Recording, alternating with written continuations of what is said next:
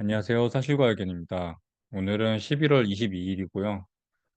오늘 주제는 최근에 있었던 포트 조정에 대해서 이야기를 해보려고 합니다. 우선 포트 조정이 좀 있었죠, 제가. 11월 11일로 기억하는데, 그때 이제 제가 어떻게 포트 조정했다라고 이렇게 올렸었고, 보시면 포인트로 봐야 되는 게, 지금 최근에 이때 있었던 그 상승분에 대해서 긴축 완화에 대한 기대로 올린 상승분이고, 우리가 다음에 준비해야 되는 거는 누누이 말씀드리지만 역실적 장세. 앞으로 이제 경기 침체 오고 소비 둔화되면서 기업들의 실적이 안 좋아지는 3분기, 4분기에도 안 좋아졌죠, 많이. 여러분 한번 다 찾아보세요.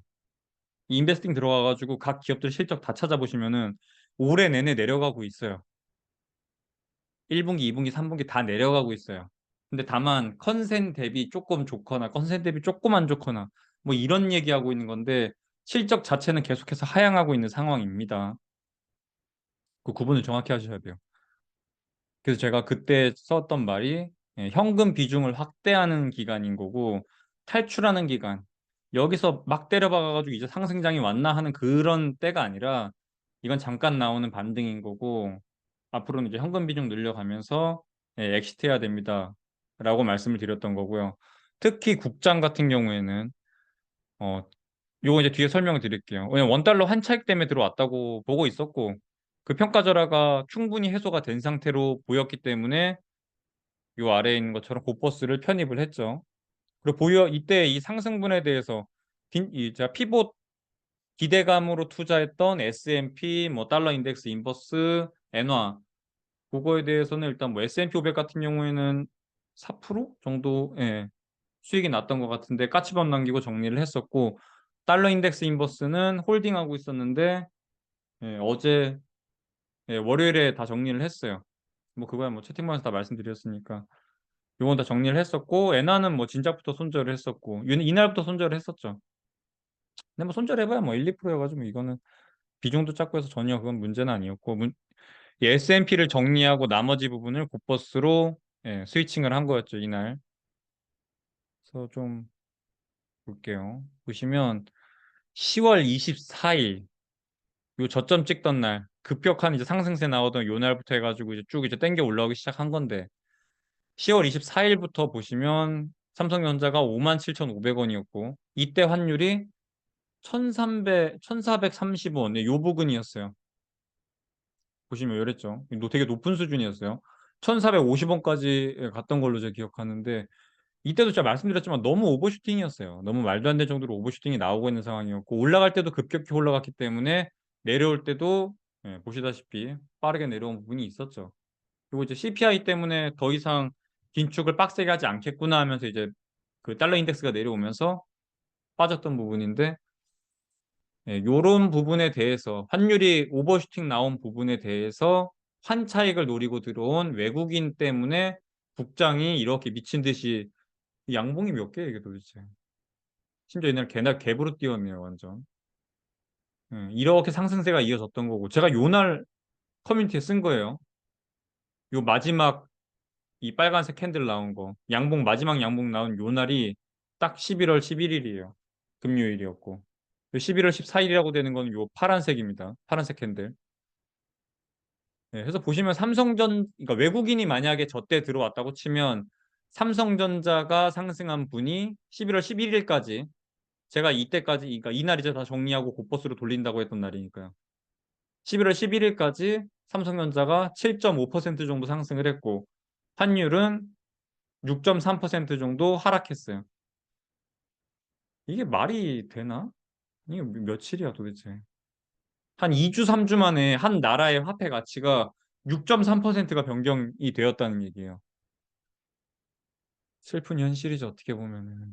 아무튼, 이게 왜 그러냐면, 그러니까 이 외국인이 왜 삼성전자 쪽으로 이렇게 대형주 쪽으로 돈 수급이 들어오게 되냐면 이 원화에 대해서 투자할 곳이 없어요. 정확히 얘기하면은. 애초에 이 FX 시장 자체가 그렇게 크지 않기 때문에 원화에 대한 투자를 할 수가 없어요, 외국인들이. 그래서 그냥 들어올 때 이렇게 대형주 위주로 들어오면서 그냥 수급 들어오면서 들어올려 버리는 거예요. 그러니까 원화가 되게 평가절하되어 있는데 원화를 사자니 애초에 그런 FX 시장 자체가 없어. 그래서 그냥 이렇게 대형주로 그냥 들어와 버리는 거예요. 이게 무슨 말이냐면 우리나라가 지금 제가 만약에 엔화에 투자를 하고 싶어도 뭐 타이거 N 환율 N 선물 이거 하나 있죠. 우리나라 국장에 지금 상장되어 있는 엔화 ETF 자체가 하나 있어, 하나. 근데 심지어 뭐 어디 뭐 터키 리라와 이런 거 투자한다고 하면은 시장 자체가 너무 좁아서 큰 돈을 들고 들어가서 뭔가 환차익을 노릴 수가 없어요. 그것처럼 우리나라도 이 원화에 대해서 뭐 큰 시장 자체가 존재하지 않기 때문에 외국인이 뭔가 환차익을 노리고 들어오면은 어쩔 수 없이 이렇게 대형주 위주로 수급이 쏠리게 되어 있습니다. 그래서 시가총액 상위 종목 위주로 이렇게 다 들어올린 거예요. 이 기간에. 시장이 이렇게 급격하게 상승했음에도 불구하고 여러분 들고 있는 종목 중에 굉장히 선별적으로 움직였죠. 시장이 되게 좋다고 환호하고 있는데 나만 소외되어 있는 느낌을 받을 수밖에 없었던 게 개미들이 많이 투자하는 건 아무래도 뭐 코스닥이나 이렇게 조금 대형주보다는 조금 그런 종목들이 많죠. 그러다 보니까 나만 소외되고 시장은 잘 가는 것처럼 보이는 착시 효과가 발생했던 건데 제가 이때 내내 말씀드렸어요. 이상하게 상위 종목 위주로만 들어오고 있다고. 그런 데이터가 자꾸 쌓이다 보니까 제가 여기서 그런 판단을 했던 거예요. 11월 11일에 이거 환율 환차익 노리고 들어온 외국인 수급으로 보이는데 이제 이 원화에 대한 절하가 거의 해소가 됐으니까 이제 나간다. 그래서 이제 제가 곧복수를 여기서 찍어 눌렀던 거고 지금 보시면 7일 연속으로 영업일 7일 연속이면은 10일이 넘은 거죠. 10일 넘게 하락 이 음봉만 지금 7개 정도 그리고 있어요. 곧버스가 여기 없네. 여기 보시면은 이거 이 오른 이 세 번째에 있는 차트가 미국 선물 달러 이거 인버스인데 제가 이날 음, 이 고점 찍었던 이날이 그날이에요. 그 폴란드에 그 뭐야 미사일 떨어진 날. 이게 원래 이날 되게 인버스 그러니까 달러가 약세로 돌면서 이게 제가 거의 10% 가까이 수익이 나는 자리였거든요, 이날이. 근데 보시면 이렇게 빠졌어요. 이 말도 안 되는 하락폭이 갑자기 나왔어요. 왜냐하면 이게 또 전쟁이 또 막 커지고 이러면은 아무래도 안전자산인 달러 쪽으로 수요가 쏠리기 때문에 저쪽으로 이제 돌아선 건데 아 이거 이건 지금 생각해도 너무 아까운 자리였어요, 진짜. 그거 사실 아무것도 아닌 것처럼 그냥 이렇게 해프닝만 되고 지나갔는데 그 이후부터 이 고점을 그러니까 찍으러 올라가질 못했어요. 이 뒤부터는 갑자기 경기 침체 이슈가 딱 떨어지면서 또 달러에 대해서 또 강세가 나오기 시작했죠. 그래서 이날부터 시작해서 쭉 끌어내린 거예요. 그러니까 제가 원래 이날 판다고 했었거든요. 밤에. 요즘 다 보이시는 거 제가 투자하고 있는 건 전부 다 국장에 있는 ETF이기 때문에 그리고 이제 뭐 이런 달러 인덱스에 대한 부분은 미국 시간으로 돌다 보니까 제가 밤중에 이거 수익 10% 정도 날 것 같은데 다음날 팔려고 합니다. 뭐 이런 얘기 했었는데 아니 말도 안 되는 그 폴란드 미사일 때문에 이건 수익이 되게 많이 빠졌었어요. 제가 10% 가까이 수익 나던 게 최종으로 제가 정리할 때 5%인가 됐어요. 이거 꽤 오래 들고 있었어요, 제가. 피봇 그 얘기 나오면서부터 들고 있었으니까. 뭐 긴축의 종말 뭐 이런 얘기하면서 투자했던 게 요거였으니까요. 아, 그래서 이건 조금 억울한 부분이 있어요. 그래도 뭐 익절은 오른 거니까. 그래서 아무튼 얘는 그냥 이제 아예 없어요. 어제 다 정리를 했고요. 아무튼 최근에 있었던 국장 상승세는 환차익 노리고 들어온 외국인 수급 때문에 들어올려진 걸로 보이고요. 그거 해소되자마자 지금 7일, 7개 연속으로 지금 음봉이 떠 있는 상황입니다. 그리고 요건 이제 팁을 하나 알려드리려고 하는 건데, 이거 보시면 최근에 개미들이 개미들 상위 1등이 국내 시장에서 고버스였어요. 고버스 이거 더블로 빠지는 이 내내 개인만 추매를 그렇게 했어요. 상위 1위가 고버스였어요. 이 손해를 다 두들겨 맞은 게 이게 도대체 몇 프로 빠져? 20% 가까이 빠진 거를 아니 이런 시장에서 20% 가까이 손해를 보고 있네. 아, 진짜 이해를 못 하겠네. 이거 홀짝을 하면 안 돼요. 어느 정도 본인이 좀 공부도 많이 하고 컨센도 있을 때 좀 이런 투자를 해야지. 그래서 아까 말씀드린 것처럼 7개 연속 양봉이 나오고 있는 상황이에요. 고퍼스 같은 경우에는. 그 제가 보통 이 수급 보고 되게 많이 움직이는데 보시면 요건 그냥 팁이에요. 투자자별로 보통 제가 이 외국인이 사는 걸 되게 중요하게 봐요. 외국인이랑 기관이 매수 들어오는 걸 되게 중요하게 보고 그럼 보통 다음날 먹는 경우가 많았어요.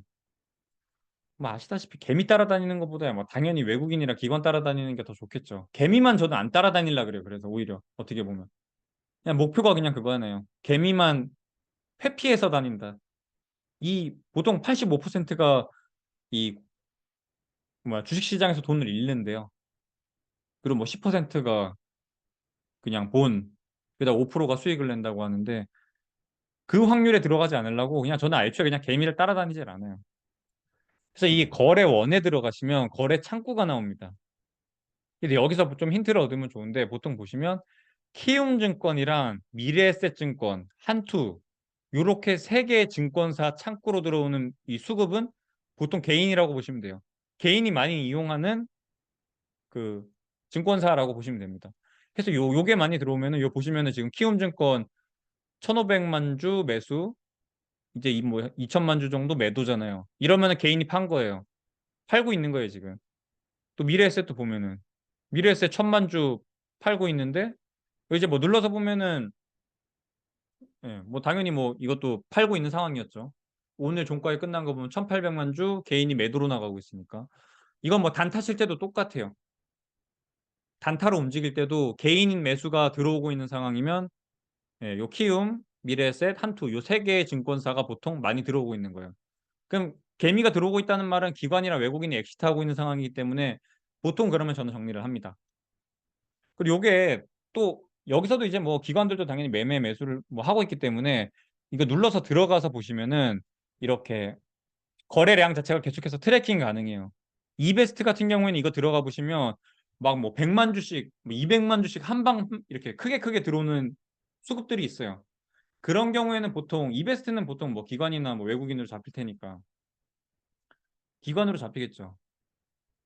근데 이렇게 눌러서 이렇게 돌고 있는 거 보면은 이게 기관인지 개미인지 구분이 좀 돼요. 말 그대로 이건 창구예요, 창구.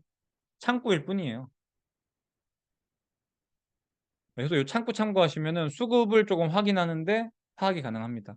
왜냐면 이게 고버스가 거래 장중에는 이게 트래킹이 안 돼요. 다른 뭐 종목들이야 트래킹이 되는데 요건 트래킹이 안 됩니다. ETF 같은 경우에는. 장 다 끝나고 나서도 한 10분인가 20분 지나야 이 합산돼 가지고 여기 기록이 되더라고요. 그래서 그렇게 확인하시면 되고 저는 지금 포트 지금 돼 있는 거는 전량 고버스로 들어가 있고요. 지금 비중은 한 75 정도 들어가 있어요. 나머지 다 정리했어요. 이 까치밥도 아까 말씀드린 대로 팔았고 1분 남겼던 거 팔았고 달러 인덱스 인버스도 다 팔았고 예, 고버스를 지금 추매를 해서 늘린 상태예요.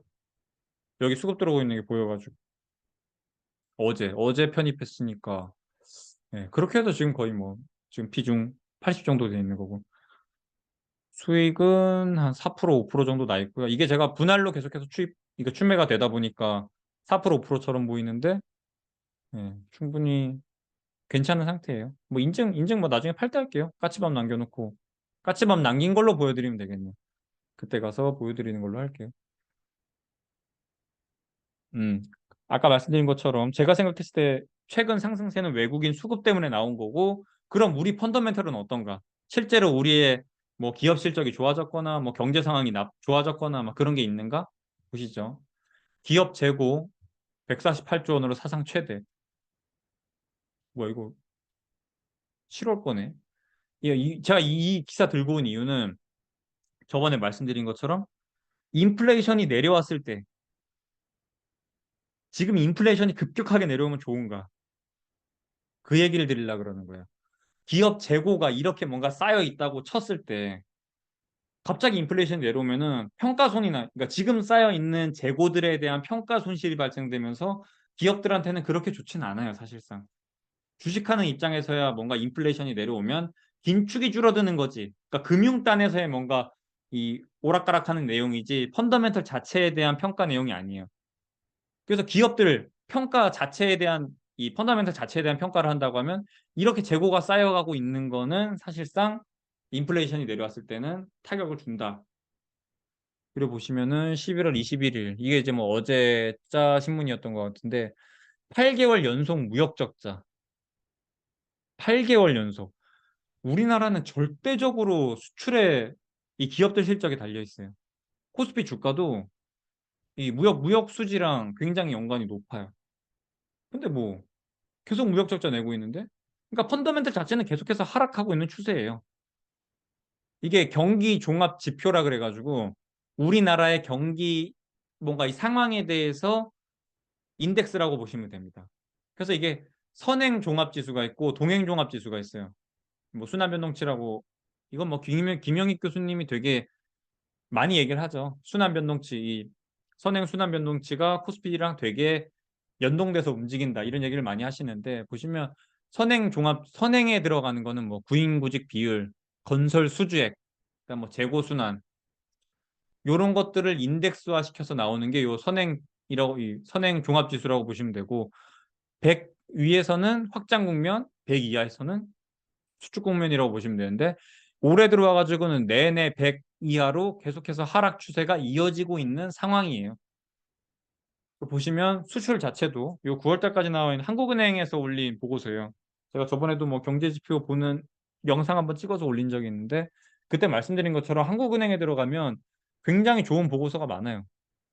그래서 거기 들어가서 보시면 예, 요 21년 1월까지 22, 그러니까 22년 초까지 계속 상승세예요. 일평균 수출액 자체가 계속해서 상승하다가 그 3월 이후부터는 계속해서 빠지고 있는 상황이고 요 고동 색깔 차트는 증감률인데 증감률 자체가 하락 쪽으로 돌아서 계속해서 빠지고 있는 상황이에요. 근데 우리나라 아까 말씀드린 것처럼 우리나라 기업들의 실적은 절대적으로 수출에 달려 있습니다. 수출 주도 성장국이에요, 우리나라는 어쩔 수 없이.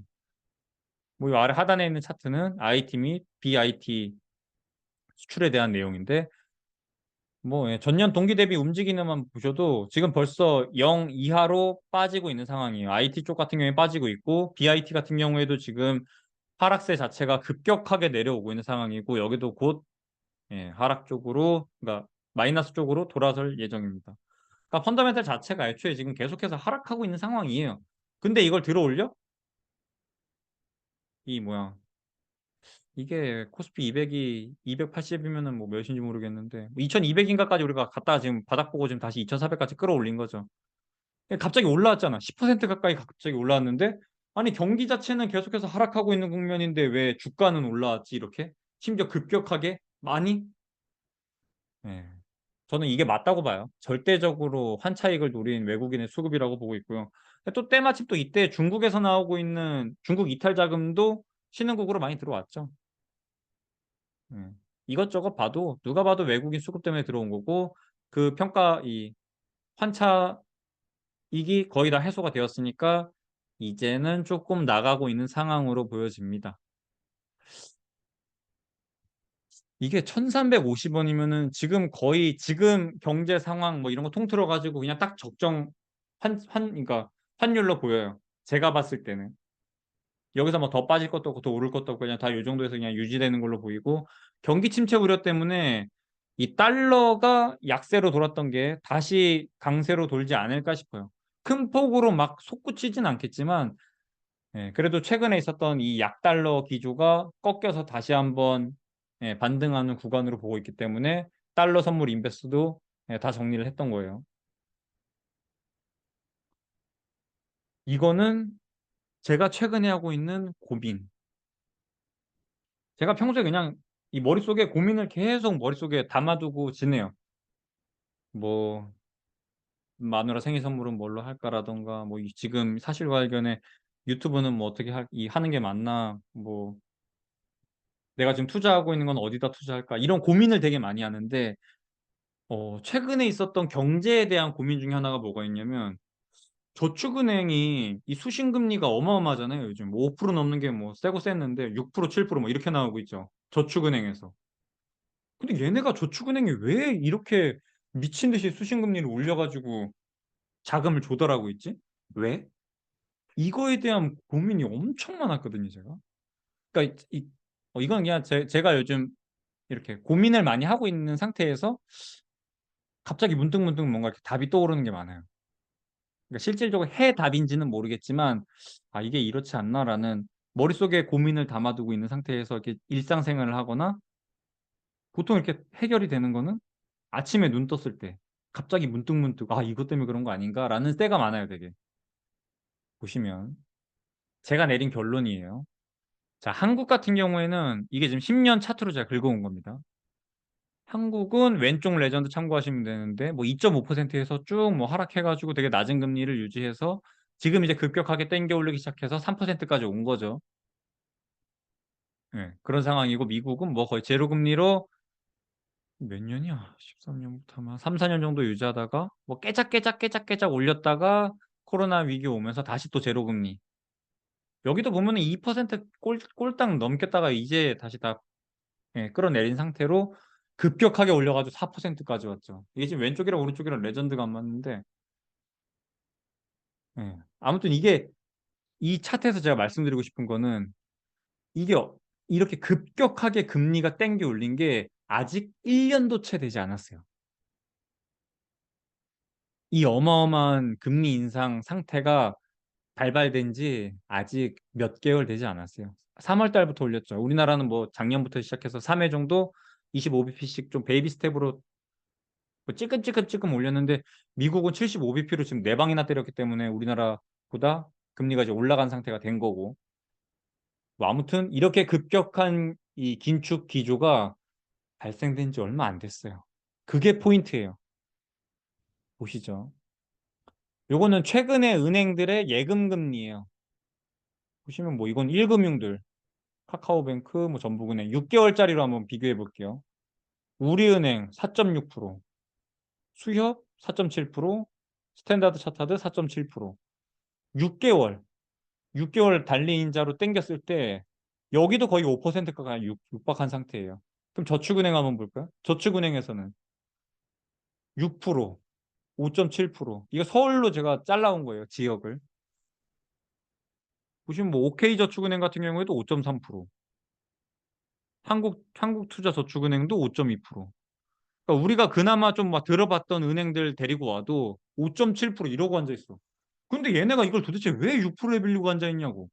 이거 6%에 빌려서 뭐 9%에 어디다 빌려 주려고 그러는 건가? 결론은 아닌 것 같아요. 저는 얘네한테 지금 뭔가 문제가 생겼다고 보고 있는 거고 보시죠. 첫 번째는 파킹 통장이에요. 여러분 파킹 통장의 존재에 대해서 뭐 한 2년 전에 알기나 했어요? 없었죠. 우리나라에 파킹 통장이라는 문화 자체가 없었죠. 근데 갑자기 토스가 인터넷 뱅킹으로 뭔가 성장을 하면서 은행으로 지금 성장을 하려고 자금 조달을 목적으로 뭐 이렇게 홍보 효과도 있고 광고 효과를 위해서 토스라는 걸 도입해서 2%의 파킹 통장 금리를 도입을 했죠. 뭐 그전에도 있었겠죠. 근데 이 파킹 통장 때문에 어떻게 보면은 이 수신금리 자체가 되게 올라간 거예요. 얘가 또 생태계 교란종으로 뭔가 이렇게 한국 한전채처럼 한전채가 이 5% 6%에 발행이 되면서 그 지금 채권 시장을 어렵게 만든 것처럼 똑같이 이 토스라는 게 파킹 통장이라는 거를 활성화시키면서 은행들이 평소에 내지 않아도 됐을 이 자금 조달 비용이 발생된 거예요.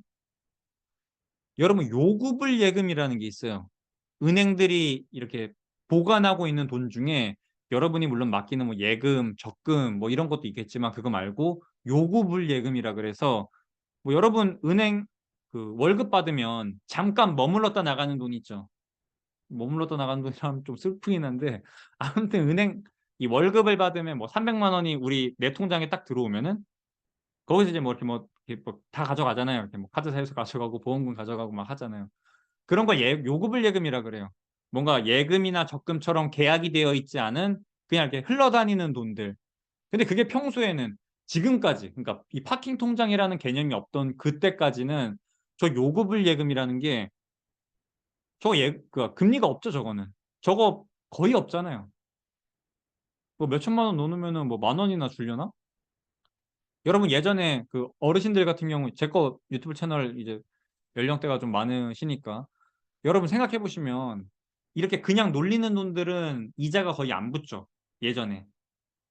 근데 이제 이 파킹 통장이라는 게 보급되기 시작하면서 예전에는 그냥 요구불예금으로 너도 나도 그냥 이렇게 놀고 있는 돈들 시중에 이렇게 국민들이 맡겨놓은 놀고 있는 돈들은 공짜로 가져다 쓸 수 있었는데 그걸 갑자기 파킹 통장이라는 게 나오기 시작하면서 뭐 2%니 3%니 갑자기 쓸데없는 돈이 나가는 비용이 발생되기 시작했어요. 근데 특히 저축은행 위주로 이 파킹 통장이 많이 보급됐어요. 이게 되게 중요해요. 요즘 보시면. 그리고 이제 또 두 번째.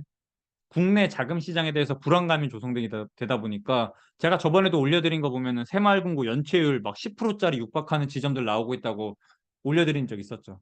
그런 것 때문에 여러분 주변에서도 막 뭐 나왔던 것들 중에 하나가 이 저축은행에다가 맡겨놨던 예금이나 적금들을 깨고 뭐 5천만 원까지 이제 예금자 보험 받을 수 있으니까 5천만 원을 제외한 나머지 금액을 1금융으로 이동시키는 사례가 굉장히 빈번하게 발생하고 있어요. 제 주변에서도 요즘 저 5천만 원 이외의 자금은 대부분 1금융으로 넘기고 있는 기조가 굉장히 강해요. 그러다 보니 상대적으로 채권 시장에서 지금 더블A도 지금 뭐 아예 조달 안 되고 있는 상황이에요. 워낙에 이제 뭐 한전채나 국공채 이런 게 너무나 높게 조성이 되어 있다 보니까 예, 그냥 애초에 수급 자체가 없죠. 동일합니다. 이것도. 이 은행 시장도 동일하다고 보시면 돼요. 뭐 1금융에 있는 우리은행, 뭐 국민은행 이런 데는 자금 조달이 잘 되는데 이 상대적으로 이 신용도가 낮은 저축은행 위주에서는 자금 이탈이 발생되고 있는 거예요. 제가 누누이 말씀드리지만 예금, 적금 이런 거 다 여러분이 은행한테 돈 빌려주는 거예요.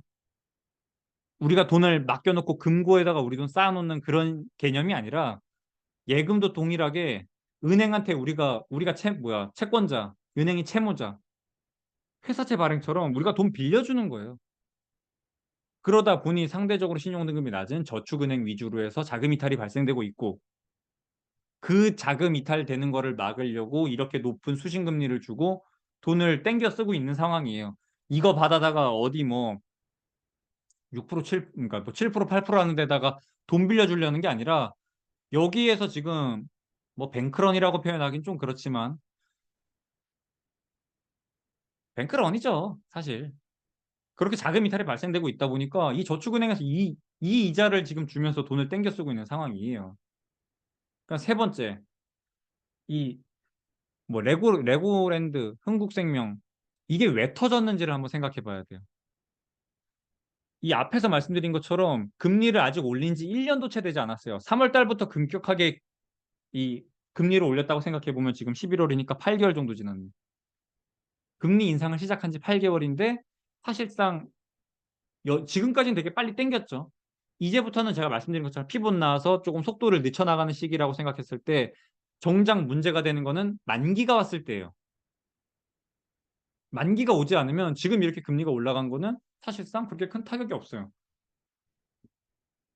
예를 들어서 흥국생명이 만약에 작년에 이 5년짜리 만기가 돌아와서 차환했다고 생각해 봅시다. 그러니까 롤오버 뭐라 그래야 돼? 작년에 흥국생명의 그 5년짜리 연구체가 만기가 도래해서 다시 5년짜리로 재발행하는 상황이 됐다고 생각을 해보세요. 작년엔 잘 됐겠죠. 재수없게 하필이면 흥국생명 그 신종자본증권이 그 5년 만기되는 게 올해 10월에 딱 꼽히는 바람에 이 긴축 땡기고 있는 이 와중에 만기가 도래하는 바람에 재수없게 몇 달 전에 만기가 도래했으면은 그냥 낮은 금리로 재발행하고 넘어갔을 텐데 재수없게 그 5년 주기로 이렇게 점프 하다가 여기에 걸린 거예요. 뭐가? 흥국생명 채권이. 그러니까 만기에 도래하지 않으면 지금 이 엄청난 이 긴축 금리가 와닿지 않는 거예요, 자기한테. 그러다 보니까 이게 긴축은 되게 많이 했는데 아직 실물 경제가 그렇게 부러진 것 같지 않아. 라고 드는 이유가 만기가 안 와서 그래. 그래서 제가 생각했을 때 진짜 문제가 되는 거는 내년 하반기에 지금 이 뭐 3%, 4% 하고 있는 이 어마어마한 기준금리들이 타격을 주는 그때 1년이 지나봐야 1년 지나면 얼추 이제 만기가 거의 다 끝나죠. 그때가 오면 문제가 될 거예요. 왜 PF 이 부동산 시장에서부터 뭔가 이 자금 조달에 문제가 생기고 있겠어요. 이 본 PF가 들어가서 브릿지 넘어왔어. 본 PF 들어왔어. 이게 1년, 2년이라고 해도 보통 3개월로 잘라서 발행을 합니다. 1회차 3개월로 해서 3개월 만기 도래하면 다음 사람들 모집해서 차환. 3개월 돌리고 차환. 3개월 돌리고 차환. 이런 식으로 이루어져요. 그러니까 만기가 짧은 쪽에서부터 지금 문제가 생기고 있는 거예요, 지금. 천천히 이제 만기가 짧은 놈들부터 이렇게 눈앞에 돌아오기 시작하면서 그쪽에서부터 지금 문제가 생긴다고 보시면 됩니다. 이거 짧게 짧게 왜 하냐면은 이게 길게 들고 들어가면 1년, 2년 이렇게 들고 들어가면 뭐 여러분도 아시다시피 기간이 길어지면 길어질수록 금리가 올라가요. 그래서 차라리 짧은 금리로 이렇게 대환을 계속해서 돌리려고 짧게 차환하는 형식으로 이렇게 1회차, 2회차, 3회차 돌리게 되는데 이러다 보니까 PF 시장에서 먼저 터진 거예요, 그냥. 왜? 만기가 왔으니까. 그래서 이 실질적으로 문제가 생기는 거는 내년, 내년에 가면 뭔가 크게 사달이 나지 않을까 싶습니다. 이 오른쪽에 있는 차트 보시면 저축은행들이 특히나 이 PF 시장 쪽에다가 자금 투자를 되게 많이 했어요. 상상인 저축은행, OK저축은행, 한국투자저축은행, SBI저축은행 여기 있는 거 지금 다 많이 들어본 거죠, 여러분들. 이거 연체율이에요, 연체율. 부동산 PF 연체율. 탑5 저축은행. 야, 여기 아까 말한 것처럼 여기에 맡겨놨던 예금들은 1금융으로 이탈하고 있는데 내가 이 대출해놨던 PF 대출들은 연체가 발생되고 있어. 아, 이거 진짜 문제가 될 걸로 저는 지금 보고 있습니다. 분명히 1년 뒤면 문제가 될 거예요. 그리고 우리가 은행한테 빌려줬던 돈들 중에 이런 것도 있죠. 뭐 1년 예금, 2년 예금 이런 거 드러났는데 이 금리가 급격하게 올라온 건 몇 달 안 됐잖아요. 그래서 우리가 예전에 드러났던 낮은 금리로 은행한테 빌려줬던 1년, 2년짜리 예적금에서 만기가 또 도래하는 게 아마 한 1년 정도 지나면 그것들 또 만기 도래하면은 다시 예금 들 때는 높은 이자로 예금을 들겠죠. 이런 것들이 쭉 뭔가 이렇게 금리 변동, 금리 이렇게 대환이 일어나면서 높은 금리로 다시 이 수신을 하게 되는 상황이 오면은 문제가 될 걸로 보고 있습니다. 그런 게 모든 게 다 맞물리는 게 내년 하반기 정도가 될 걸로 저는 지금 보고 있어요. 결론을 말씀드리면 지금 저축은행에서 이렇게 5% 6%의 돈을 땡기고 있는 이유는 뱅크런처럼 이 자금 시장에 대한 불안감이 조성되면서 저축은행에서 1금융권으로 옮겨가는 자금이 되게 많고 지금 부동산 PF 쪽에서 연체율이 계속해서 높은 상태를 유지하고 있는데 예금은 그러니까 본인들이 받았던 자금들은 이탈을 하다 보니까 이렇게 높은 비용을 지급하면서 자금을 땡겨오고 있다라고 보시면 될 것 같습니다. 이 부동산 PF에 대해서는 뭐, 예, 더 이상 이 말씀은 안 드릴게요. 제가 워낙 뭐 자주 말씀을 드렸으니까. 또 저축은행 단에서 뭔가 내년에 가면 문제가 생기지 않을까 생각이 됩니다. 아까 말씀드린 것처럼 국장의 상승세는 여기서 이제 환율 때문에 보고 들어왔던 외국인들의 자금이 앞으로 이탈할 일만 남아있는 걸로 보여지고 근데 이게 7번 연속 음봉 상태라 뭐 양봉이 하나 나올 때가 되지 않았나 싶긴 해요. 아무튼 비중은 저는 지금 80% 정도가 예, 고버스 쪽에 들어가 있고 나머지 20억은 현금이에요. 그런 상황입니다. 오늘 여기까지 하겠습니다. 궁금한 거 있으면 질문으로 달아주세요. 감사합니다. 빠잉.